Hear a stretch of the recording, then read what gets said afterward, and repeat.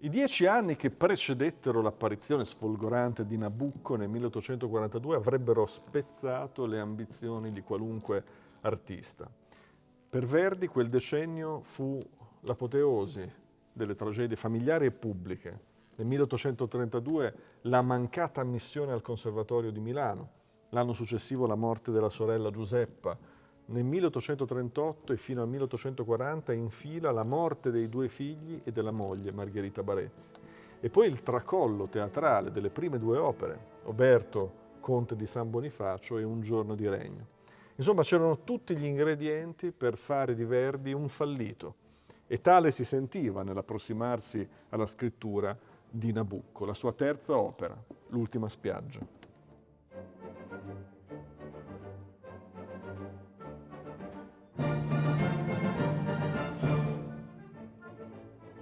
Come tutti i successi fondativi, anche Nabucco ha la sua dose di leggende, di vicende straordinarie e travagliate. Si dice che il libretto di Nabucco sia stato fornito da Bartolomeo Merelli, un impresario della Scala che non si era arreso ai due iniziali insuccessi del compositore e aveva deciso di fornirgli un dramma per una terza opera, appunto Nabucco, scritto da Temistocle Solera. Verdi ci racconta, 40 anni dopo Nabucco, che Merelli gli infilò letteralmente il brogliaccio di quest'opera dentro il cappotto e se lo ritrovò a casa. Scoraggiato, sfiduciato, addirittura intenzionato a lasciare il mestiere di compositore, Verdi apre a casaccio le pagine e si ritrova miracolosamente sul momento più famoso dell'opera, il va pensiero, e lì si accende la scintilla. È una vicenda poco credibile, ma sicuramente suggestiva, ed è lo stesso autore che ce la racconta, quindi dobbiamo in qualche modo credergli. Ebbene, Nabucco diventa però l'inizio della riscossa. E avviene grazie alla collaborazione di un librettista che aveva un profilo artistico molto particolare, perché Temistocle Solera, al momento di presentare Nabucco a Verdi, era a sua volta un compositore relativamente affermato. Aveva già avuto due tiepidi successi con due opere oggi dimenticate, Il Degonda e Il contadino di Agliate. Ed è paradossale pensare che al momento della creazione di Nabucco fosse Verdi il compositore più svantaggiato, perché veniva da due tonfi clamorosi e doveva misurarsi e trattare verso su verso con un librettista invece affermato e con un compositore in pectore che aveva le sue legittime ambizioni. Sappiamo ovviamente chi dei due avrà la meglio.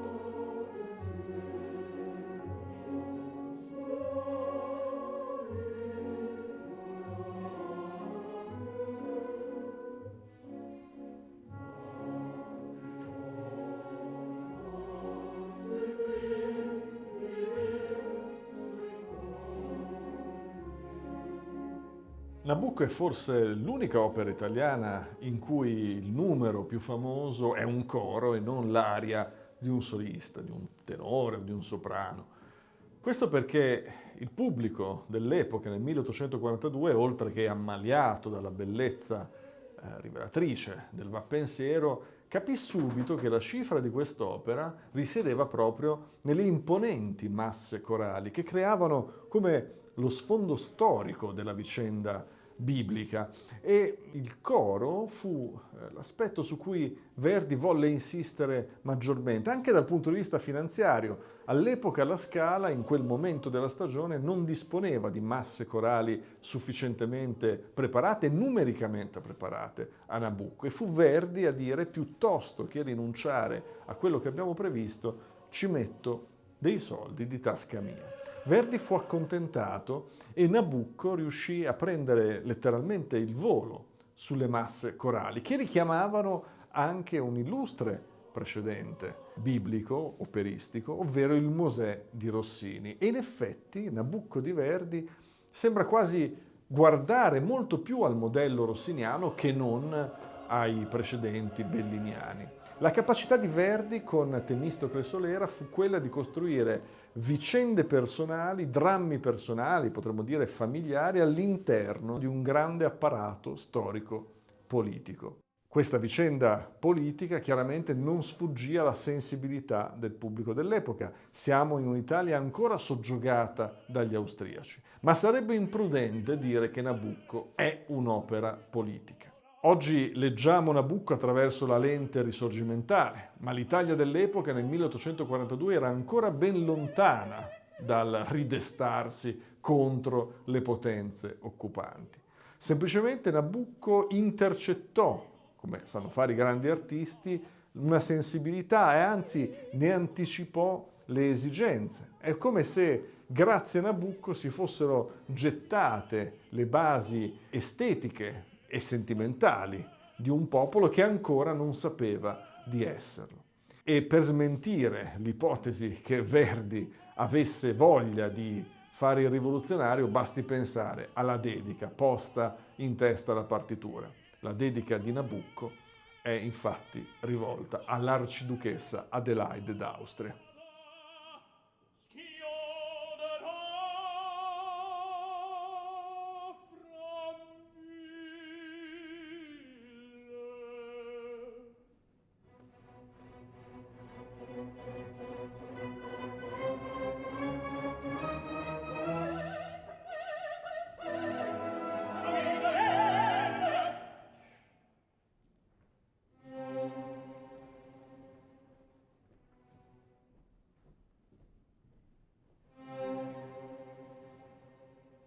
Il successo clamoroso di Nabucco spalancò a Verdi insperate possibilità. Gli venne addirittura chiesto di aprire la stagione successiva del Teatro alla Scala. E in effetti Nabucco per la Scala ebbe un'importanza storica perché aprì per ben 3 volte nel corso del Novecento le stagioni, il 7 dicembre. Da illustre sconosciuto fallimentare a nuova stella del melodramma italiano. E quando venne il momento di parlare di soldi, Verdi, che non era ancora avvezzo alle trattative, chiese un aiuto, una consulenza a quella che poi sarebbe diventata sua moglie, Giuseppina Strepponi, che in Nabucco aveva cantato il ruolo di Abigail. E la Strepponi, lungimirante, ebbe un consiglio decisivo. Disse: devi farti valere, devi chiedere quanti soldi ha ottenuto Vincenzo Bellini, che era il paradigma dell'operista di successo.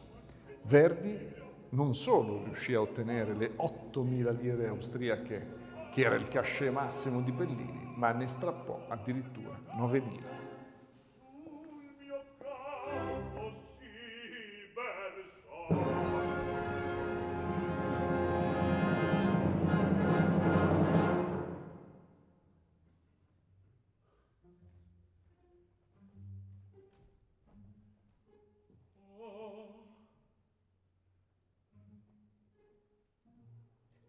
Se Nabucco fu decisivo per la carriera di Verdi, lo fu anche per quella di Giuseppina Strepponi, che diede l'addio alle scene cantando proprio il ruolo di Abigail in Nabucco e lo fece al Teatro di Modena, oggi intitolato ai 2 grandi cantanti modenesi del secolo, Luciano Pavarotti e Mirella Freni.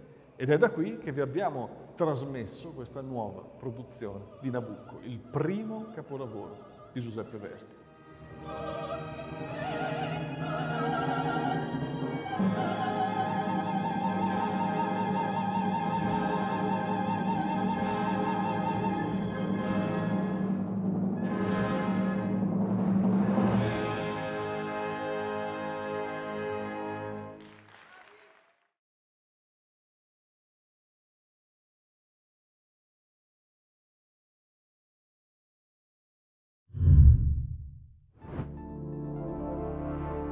Opera streaming in the heart of opera.